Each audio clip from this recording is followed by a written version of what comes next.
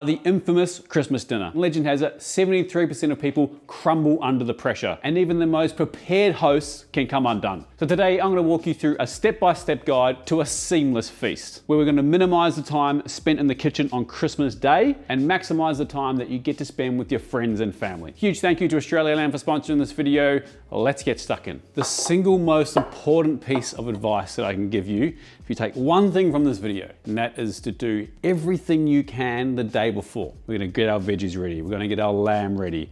It's all gonna be ready to go so that on Christmas Day, we're just kind of cooking. We're not doing any prep. So first thing we need to do is one of the most important things about a roast meal, the gravy. Now I'm a Kiwi, so this year we're doing lamb, roast lamb, and I love roast lamb. It's one of my favorite pieces of meat ever. So I'm gonna do a gravy that's shallot and sherry vinegar. Now the reason I like the shallots and sherry vinegar with lamb is because I think that it complements the lamb really well. The sweetness of the shallots and the sweetness of the vinegar works really well with the lamb, which can be a stronger flavor to some people sometimes. So first things first, we need some lamb trimmings. So talk to your butcher. When you go in to buy your meat at Chrissy, say, hey mate, I really need some lamb trimmings for my gravy, and they'll oblige. They'll have heaps of the stuff. Sometimes you might have to go back the next day because they might have been done prepping for the day, but they'll definitely oblige. You want a mixture of fat, lean, connective tissue, whatever they've got. The other most important factor is stock. If you're gonna make your own stock, link above here for a stock video.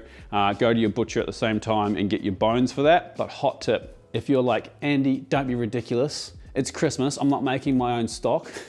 I get it, that's fine. Ask your butcher as well. Most butchers will sell good quality stock also. So we've got a saucier, add a couple of tablespoons of neutral flavored oil and let that come up to temperature. So I've got 5 shallots here. These two big ones, they're for the gravy. These are for the garnish. I want some bits of nicely cooked shallot through our gravy at the end. Cut your shallots in half. Just slice them, rough slice, it doesn't matter. These are gonna get cooked out and then removed. We're just after their flavor. So why shallots over onions? They're a more subtle flavor. They're not quite as strong. Let's get this lamb in. We're gonna add a small pinch of salt, and then we really wanna get some good color on that. So leave that to do its thing. 1 carrot, just slice it. 1 stick of celery, again, simply sliced.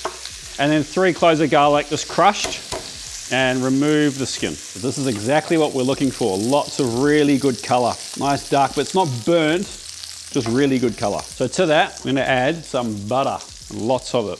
Why? It's Chrissy, that's why. We're after maximum flavor here, full power. So we're not actually making a roux with this gravy this time. We're gonna thicken it with corn flour.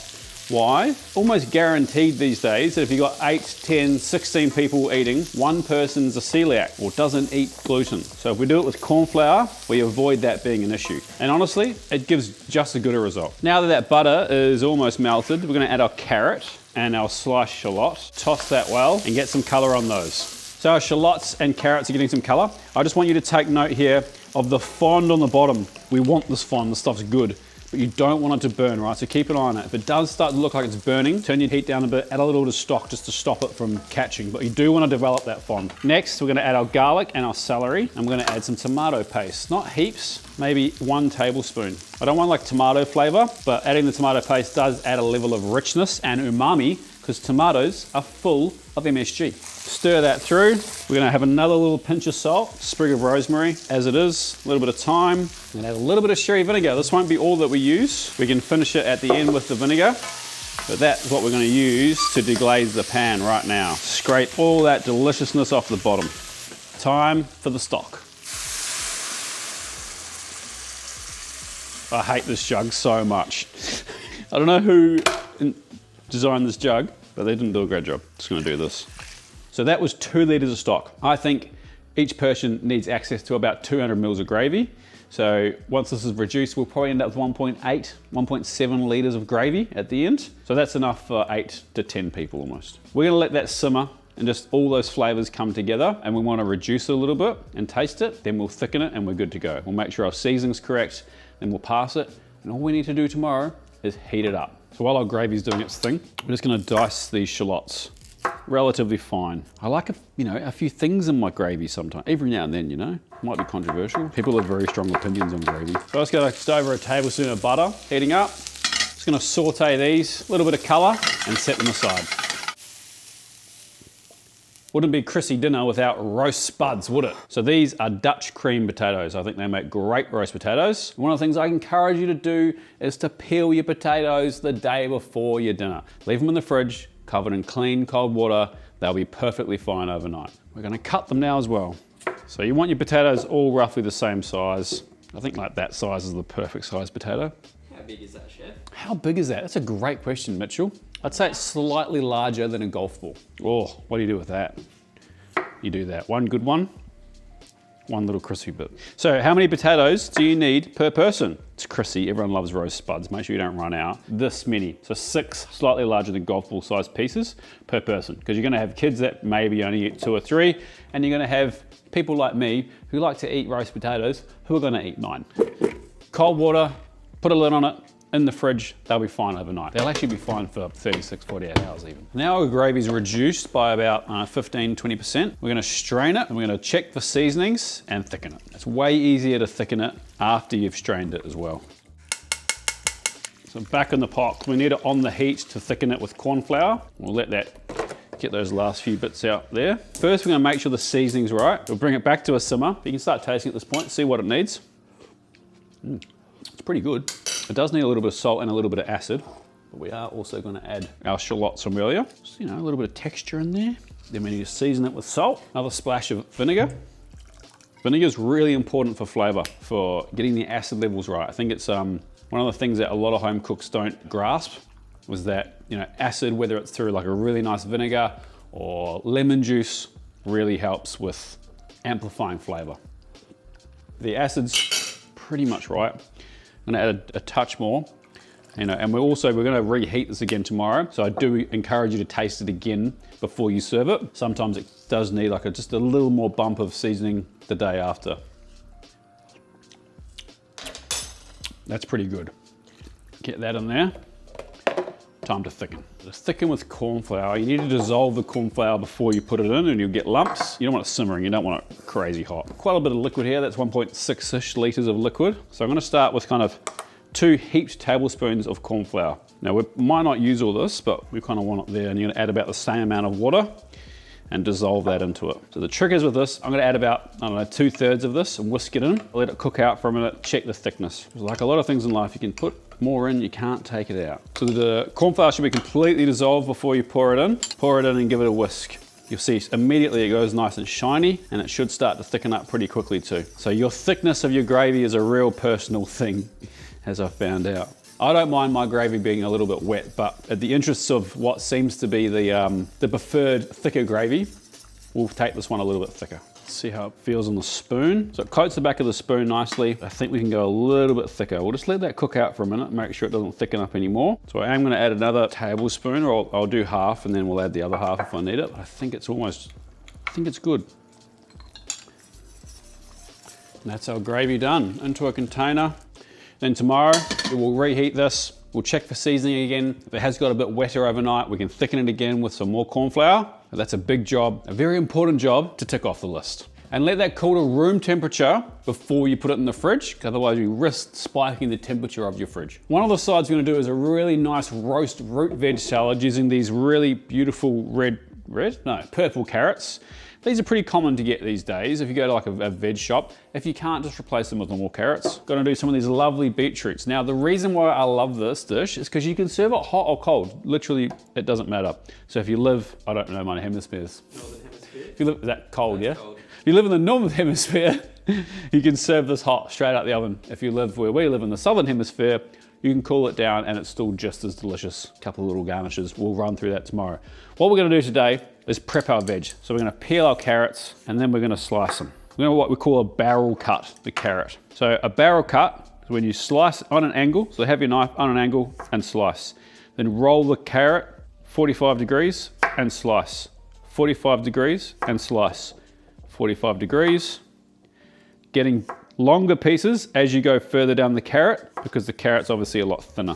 Then you get these really nice odd shapes. And what the odd shapes do is just give a nice texture, and they might, they'll get some little bits of char on one side. Rinse and repeat with all those, and then I'll show you the beets. Fun fact about carrots, they actually started off as purple and yellow, and then eventually the Dutch farmers turned them orange. The more you know. Now the beetroots, I'm gonna do on a separate board. Why are we gonna do a separate board? Because beets stain things. It's another reason why one of the rare things that I put a glove on for, because trying to get beet juice off your hands is really hard. So with the beets, you can eat these too, these beet leaves, as long as they're nice and fresh. Nothing wrong with those at all. I might save those and use those as a garnish. So we're gonna take the bottoms off and the tops, and then we're gonna peel them. Sometimes I'll roast beets whole, just in foil, and then pull the skin off afterwards. But because, like I was saying earlier, we're trying to do as much as we can today, we're gonna peel them here ahead of time. We're just gonna cut our beets into nice wedges, and you want them a little bit smaller than your carrots, because beets are a bit more dense, they take a bit longer to cook. So I cut that beetroot in half, and then half again, and then just nice little pieces like that. Then pretty simply into an airtight container and in the fridge. You don't need to leave these in water, these ones. They can just stay as they are, as long as they're kept cold, they'll be fine. One of the other delicious sides we're gonna make is a nice little green pea salad. So we've got some frozen peas, there's nothing wrong with frozen peas, don't be afraid of them. Some sugar snaps and some snow peas, I think I got that right. All we need to do is blanch all this, cool it right down, drain it well, and then tomorrow we're gonna make a lovely little dressing, and we've got some burrata to serve on top as well, because everyone loves burrata at the moment. To prep these is super simple. You have this top where it's growing from, just break it and pull it down. That just gets that fibrous piece off. Same thing for these, top, pull down. We're not gonna cut them, nothing. We're gonna leave them lovely and whole. Ice cold water, 50% ice, 50% water. Our pot of water is boiling. That's what we want. We want a rapid boil. Season it generously with salt. Then we're just gonna blanch these one at a time for 1.5 minutes, 2 minutes. We still want lots of nice crunch. We don't want to overcook them. Nice, vibrant green. Out of the blanching water, in the ice water to keep nice and cold. Stop the cooking and keep the vibrancy. And finally the frozen peas, and these won't take long at all. We're just trying to effectively defrost them. They won't take long. Said that already, didn't I? In, let it come to boil, out. Make sure everything's nice and cold. Let all the ice come to the top. If there's any ice left over, pull that out. Time to drain. Maybe get a bigger colander next time, Andrew. Now the trick is here is that you want to make sure these are really dry, because if they're not, they go a bit soggy. So get some paper towel, or a clean tea towel even. Lay them out. Whoa. And I like to store them on a tray like this. I turn the rack upside down just so you've got a bit more of an edge there. Put some more paper towel down on the bottom.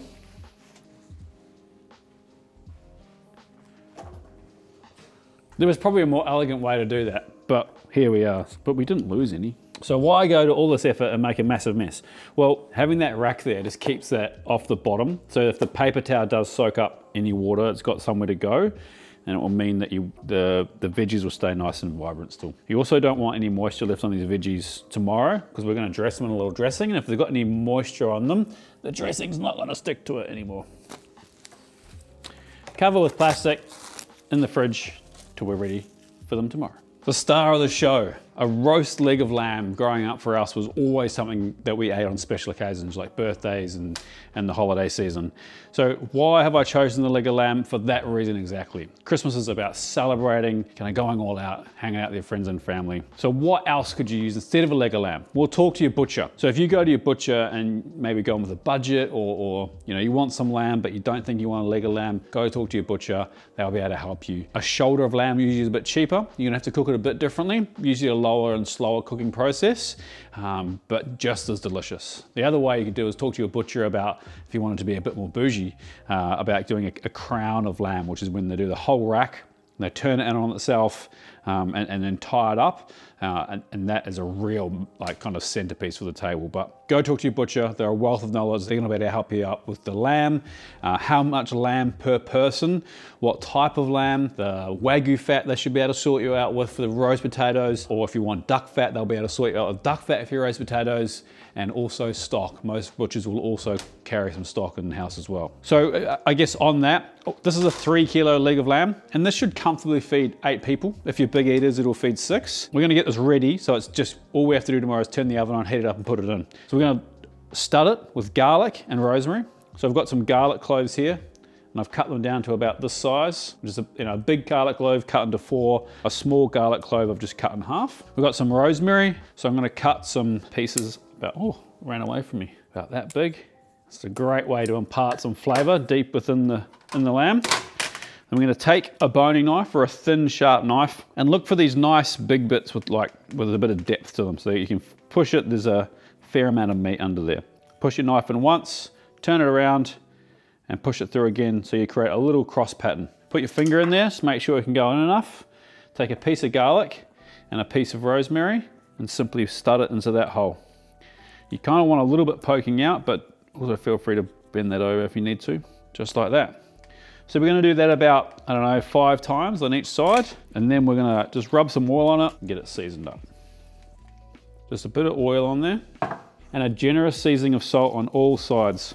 So we're effectively dry brining this. So we're gonna leave it in the fridge overnight uncovered, and all dry brining does is that the salt turns to liquid, and then the meat absorbs the salt, so you should get a more even seasoning through the big piece of meat like this. Flip it over. I'm gonna repeat the same on the other side.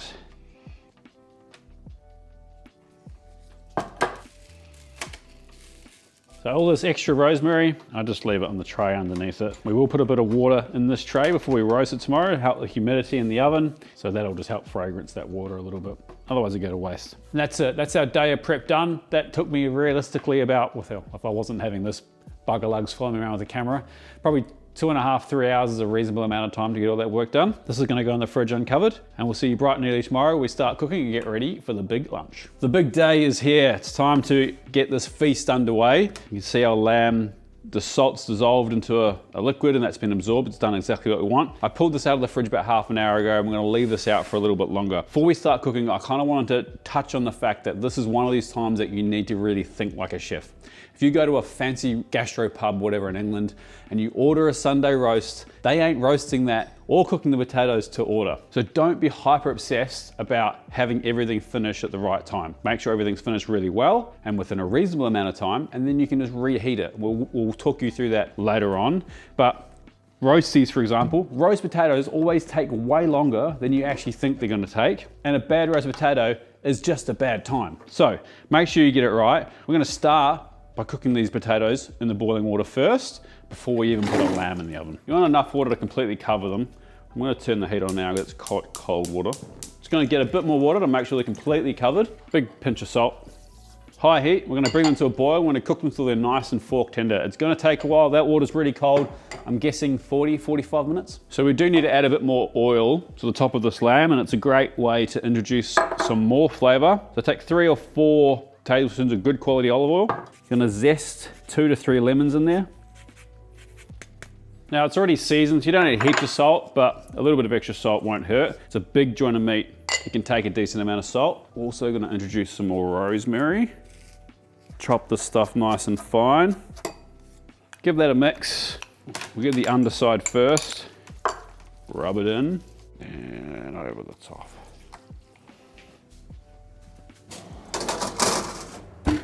That oven's set to 210 degrees Celsius on fan force. We're gonna leave that at that temperature for 15 minutes, and then we're gonna turn it down to 180. It's probably gonna cook for about an hour and 15, an hour and 20. I'm gonna start checking it after an hour. We're looking for an internal temperature, I think, of 60 degrees Celsius in the thickest part. That should give us a nice blushing pink lamb once it's well rested. And if you want your lamb cooked a little bit more, so you're after like a medium well, I'd take it to like 70 degrees Celsius. The carryover cooking once it's resting should have a tiny little bit of blushing pink, but pretty much be well done all the way over. A roasted root veg, pretty simple. Get a bowl, got some sage, our prepped carrots and beetroot. Oh, probably should have used a bigger bowl. Sage is pretty powerful, so don't go too crazy. And we will, my potatoes are boiling. Once they start boiling, you want to turn them every few minutes. What that's going to do is make sure they cook evenly, but it's also, once they cook a bit further, it'll ruffle up the outsides, which is what we want for crispy bits. Back to my sage. So that's about 10 leaves. Just going to finely cut that. And that goes. Juice of a lemon, salt, a couple of pinches, a couple of tablespoons of hot honey, and a couple of tablespoons of olive oil. Some black pepper. Give it a toss. Onto a lined tray. If you've got any big bits of sage still hanging out, just mix them through. That's for our lamb.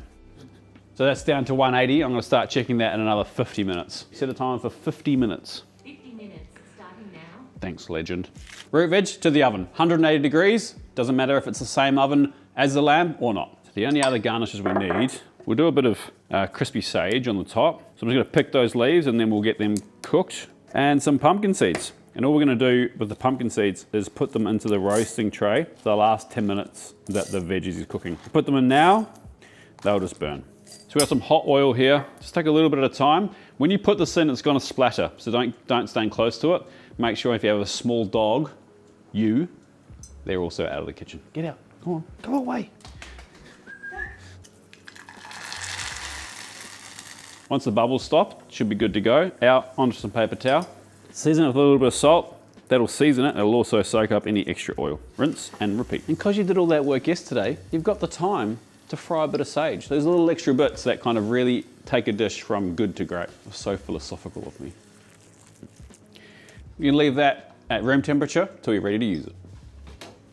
These have been cooking for about 35 minutes now. So what we're looking for, skewer goes in them, and you can tell that they're cooked, but there's still a little bit of resistance there. These are still going to get cooked a bit, so you don't want them falling apart. It makes them really hard to kind of handle. So give them another good stir, start roughing up those edges a little bit more, and then it's time to drain. So put the colander back in the pot and back to the stove top. So leave them like that in the pot, in the colander, to steam. So what the steaming is going to do is dry the outsides out. We want these potatoes as dry as possible. I'm going to toss them. Before that, we need to make sure that our Wagyu fat is super hot. So you come down here. So this oven's on 180 degrees fan forced, and I've got my oven roasting tray in here. Pour in the Wagyu fat. We want that to get really hot before we put the potatoes in. So where do you get Wagyu fat or Wagyu tallow from? You don't need to use Wagyu tallow either. I think just beef tallow works just as well. But go talk to your butcher. Most butchers now will have Wagyu tallow, and if they don't, they'll be able to recommend something else that's just as good. Put that back in the oven. Let that tallow come right up to temperature. You want it at like 180 degrees, the same temperature that the oven's in, before we put our potatoes in. All right, this fat is nice and hot now. You can be really careful. If you don't feel confident lifting that out of the oven, then you can do it in the oven. But it is better if you lift it out because the oven doesn't drop temperature. Anyway, if you don't feel comfortable, leave it in the oven on the tray. And if you've got a nice thick oven tray like I have, I also like to turn the heat on underneath it, and that just keeps that oil nice and hot while we're doing this next step. So, potatoes in the colander. We're gonna toss these. They're nice and dry. What we're trying to do is rough up the outsides. You don't want that to get too hot too, because you don't want it to catch fire.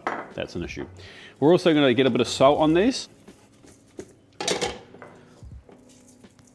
And this here is what you're looking for. A cooked potato, all these little bits. I don't know why my arm's like this. Could probably just turn the potato around. This little craggy bit, that's what you want. Okay, carefully, using a pair of tongs, place your potatoes in the hot oil.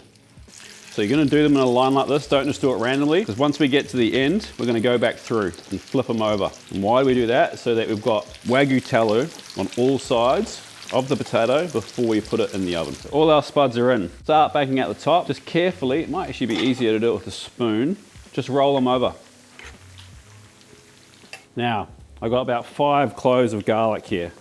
Carefully place that in. I've got a big sprig of rosemary. I'm gonna break that into 2, put that in. That's just gonna infuse that oil as it's cooking. Back to the oven. In that goes, 180 degrees. After about 25 minutes, we'll flip them again. Should take another 20 minutes after that, and they should be good, but you can't rush a delicious crispy potato. So don't take them out till they're delicious and golden on all sides. It's a great time to, at this point, while we put the potatoes in, I'm gonna pull our carrots and beetroots out. Just give them a toss in their own juices so they don't kind of dry out at all. See how they're going. These will take a while to cook, so don't rush it. So they've been in there for like 40 minutes. Still crunchy. Back they go. Now, you can't have roast lamb without mint sauce. So I went to my garden and got some mint. Also found some nasturtium flowers. I've never been one chef that used a lot of flowers in his cooking. Sometimes used right, they can look really cool. So I'm gonna use those for the pea salad. Anyway, mint sauce, really easy. Mortar and pestle, you could also do this in a blender. You could put it in a jug with a hand blender. You could just do it by hand. There's lots of different ways. Pickle your mint leaves. Then we're gonna give them a wash. And a spin to dry. And don't forget, if you're not subscribed, you know what to do. We're gonna rough chop well, not rough chop, but we're gonna chop this first before we put it in the mortar and pestle. sugar, tablespoon, salt, teaspoon. So I'm gonna use sherry vinegar. White wine vinegar works really well. Champagne vinegar works well. Same amount of vinegar as water. Same amount of water as vinegar. Give it a pound. Have a taste. Store that in a jar or a bowl or a ramekin. Mint sauce done. Oh, there it is, the lamb. It's looking good. Got some great color there.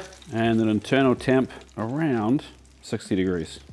58, 59. We are gonna let that rest. And this is the point where you can really control it. You can let this rest for like 2 hours. It'll be fine. You're gonna have to reheat it anyway. So we're probably 2 hours away from eating lunch anyway, but I'll let this rest for like a good hour and then we'll give it a quick flash, carve it. If we still think it needs a little bit more heat, we can put it back through the oven once it's carved.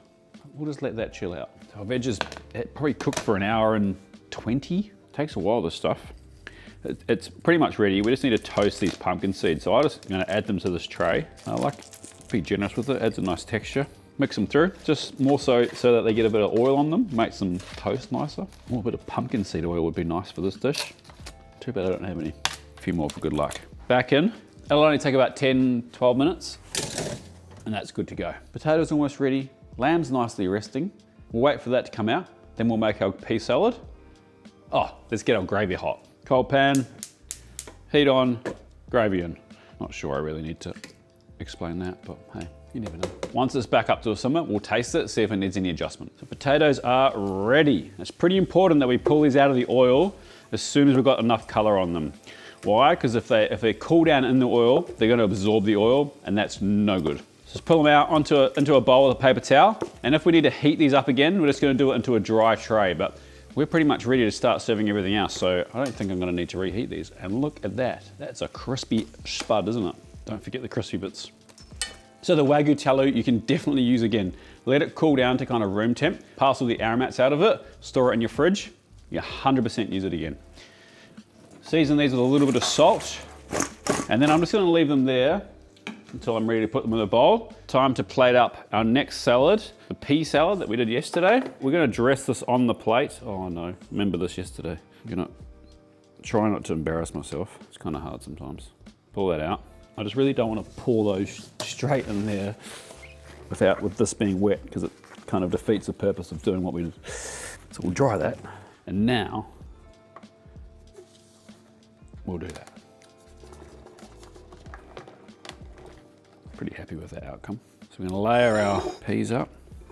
Burrata, some olive oil, lemon juice, some finishing salt, and, because I had them, some nasturtium. How good does that look? If you don't have nasturtium leaves, don't worry. This adds nothing to the flavor, let's be honest. Oh, let's have a taste. Not too bad. It's just a visual thing, but it does look pretty good. I think that the contrast in color kind of really pops. Next up, let's get these potatoes in a bowl. Time for the roast veg. Fried sage. If your gravy jug isn't this size, don't invite me to Chrissy. Now, I tasted this before, and honestly, I didn't need any more salt, any more vinegar, and I think the consistency, for me at least, is perfect. So all I need to do is somehow, without spilling it, get the gravy from that to that.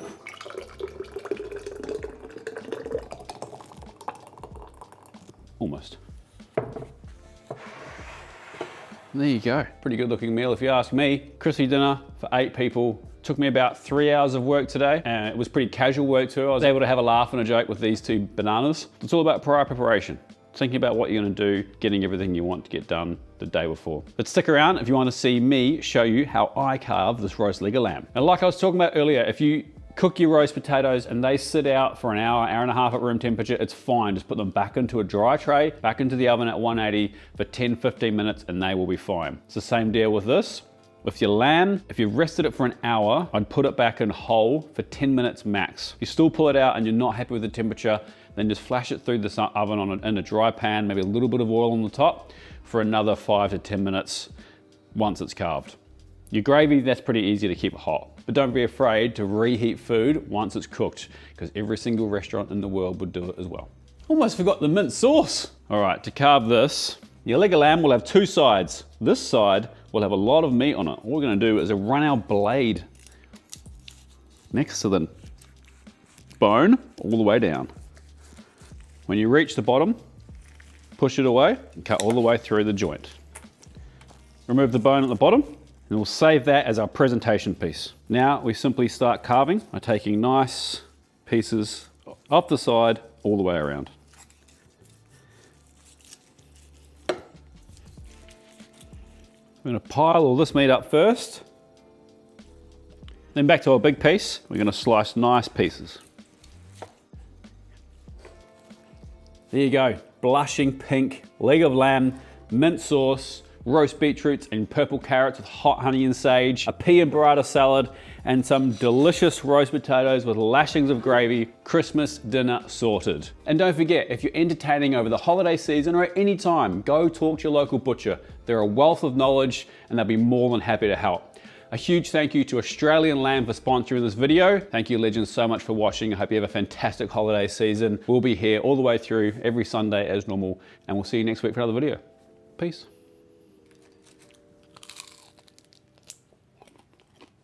Yum.